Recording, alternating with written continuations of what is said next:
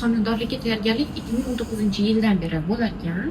Homiladorlik bitta bo'lgan tug'ruq bilan tugagan ekan 2018-yili u o'g'il bola abortlar bo'lmagan, vыкидышlar bo'lmagan va bularda несмотря на то, что yosh bo'lishlariga qaramasdan unaqa katta возрастной ayol emaslar, lekin ayolga 0,1. Oxirgi hayzlari noyabr oyida bo'lgan. O'tgan safar kelganlarida bu patsientkamizda 0 urib bo'lgan.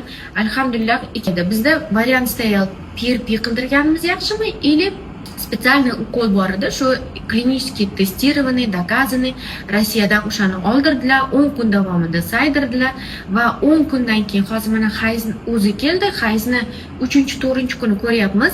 Bitta o'ng tomonda ikkita folikula, chap tomonda bitta folikula chiqqan, 3 ta folikula bor.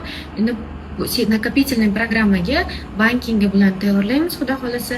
Patsientlarimiz ham o'zlari ixlos qilib kelganlar uchun boевой настрой bilan biz ishimiz